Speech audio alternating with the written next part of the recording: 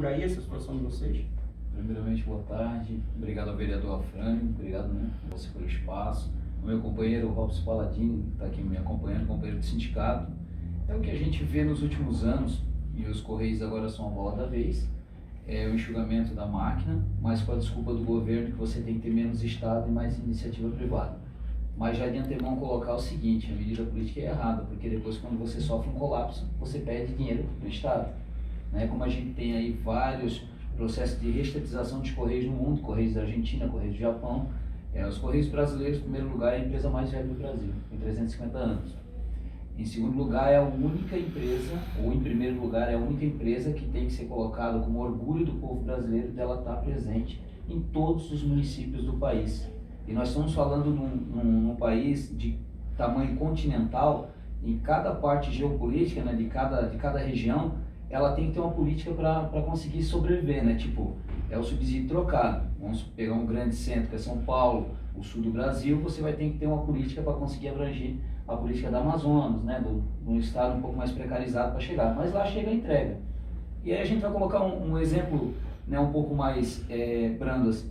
A rodovia não chegou a todos os lugares do Brasil, mas os Correios estão presentes em todos os lugares do Brasil.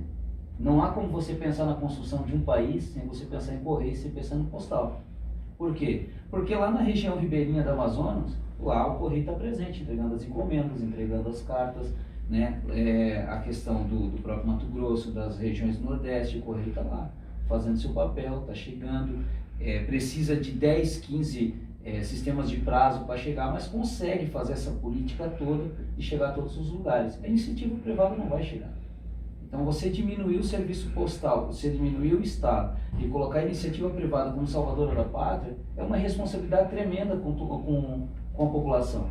Os Correios entregam remédio, entregam vacina, as provas do Enem, os livros do MEC. Então, o nosso serviço, além de social, além de tudo isso, ainda dá lucro. É uma falácia dizer que com a chegada das redes sociais, aliás, da internet, ou das redes sociais, ou da internet em si, diminuiu o trabalho dos Correios? Não, é uma falácia a gente dizer que, diminuiu o serviço aliás, não é uma falácia dizer que diminuiu o serviço da cartinha. A cartinha social não existe mais, que hoje você manda e-mail, WhatsApp, Você tem a tecnologia a teu favor. Mas, em compensação, aumentou muito o serviço da internet e as entregas, mas a gente continua entregando faturas. Hoje são de 14% a 28% o número da população que vai imprimir as suas faturas via internet. A maioria dos trabalhadores não tem tempo, não tem o hábito de mexer, ainda nós entregamos as faturas. Deu uma queda na entrega do postal, mas em si a encomenda cresceu abruptamente. A internet bombou. Inclusive a iniciativa privada, as próprias empresas privadas, elas ocupam o Correio.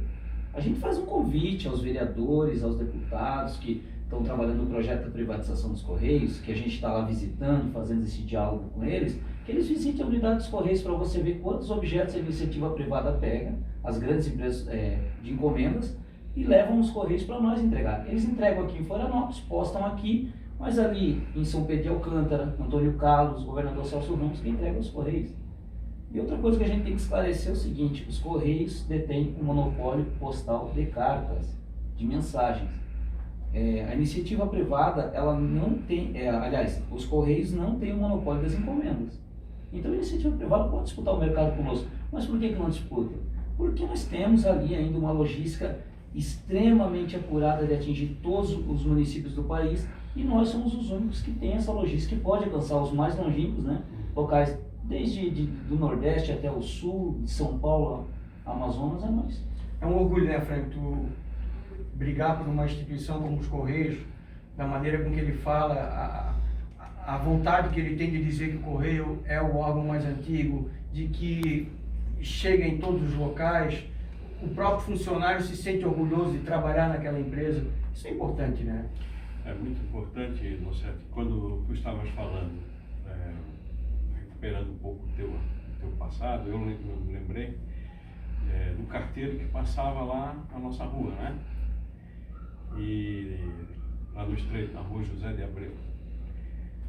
E sempre com aquele malote pesado, não é fácil carregar malote. Ou na bolsa ou na bicicleta. No nosso caso era a pé, ele ia a pé na bolsa. Não diga bolsa, tiracolo. E enfrentando muitas dificuldades, porque desde o cachorro, né, que é uma briga constante, na maioria das vezes o trabalhador tem que ir com muita calma, porque é pego por surpresa. Também o tempo, né, o sol, o frio, o pessoal tem que estar na rua trabalhando. Então, o principal a segurança, exatamente. O principal patrimônio que o Correio tem são os seus trabalhadores. Isso nós temos que reconhecer e entender aquilo que o Gilson falou. A própria economia, hoje, todo o cálculo de logística, do escoamento da produção, não adianta produzir e não saber o que fazer com o resultado dela. Se cada empresa tiver que montar um sistema próprio de escoamento e produção, o custo vai ser muito mais alto. Então, o Correio já está socializado no sentido de que existe uma logística e que todos podem usar e que já está em todo o território nacional. Então, isso tem que ser definido. Mas como tem alguns setores que têm capital excedente, né? Ou seja, já acumularam, tem muito dinheiro, não estou falando de milhões, estou falando de bilhões. O que eles querem é entrar em todas as esferas onde o Estado está. Isso traz um segundo problema. Além da perda da qualidade de serviços, traz aumento de grau de exploração dos próprios trabalhadores e um outro problema que nós precisamos entender, que é o tema que parece que está fora da moda, mas não está, que é o tema da soberania nacional. Não é à toa que a Constituição brasileira define o Correio como o monopólio de postagens. Somente o Correio pode fazer essa entrega, está assegurado. E é assim nos grandes países, no mundo inteiro. Ninguém entrega para uma empresa aquilo que a empresa pode jogar contra o próprio Estado. Percebe? Há uma necessidade de preservar o interesse do Brasil. E o Correio é isso. É uma estrutura que precisa ser preservada porque, além de viável, além de estar aí há 350 anos, espalhado em todo o território nacional, de levar uma carta no lugar mais distante do Brasil, ao mesmo preço que a gente leva aqui no centro de Florianópolis. Tirar do centro para Trindade é um preço, tirar do centro lá para o interior do Pará é o mesmo preço. Isso que ele falou que é um subsídio cruzado, né? Ou seja, tem um custo único que é distribuído territorialmente. Não tem escalonamento para esse tipo de serviço. Portanto, é uma conquista social, é uma conquista da soberania nacional. Ô Gilson, antes da gente encerrar esse primeiro bloco, hoje quais são os serviços que são prestados pelos Correios? Hoje nós prestamos o serviço de entregas e encomendas. O postal ainda funciona e funciona muito bem, né? Eu não tive os dados atualizados da empresa na última semana, porque hoje são dados que parece que são omitidos, a gente não tem mais com a mesma regularidade. Antes você passava um ofício para a empresa enquanto sindicato, eles te entregavam os dados de faturamento, do superávit, ou déficit que a gente tinha.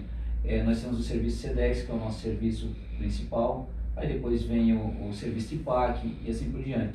Mas eu vou te citar o exemplo, quando teve a calamidade em Minas Gerais, quem é que estava presente lá fazendo a logística? Os Correios.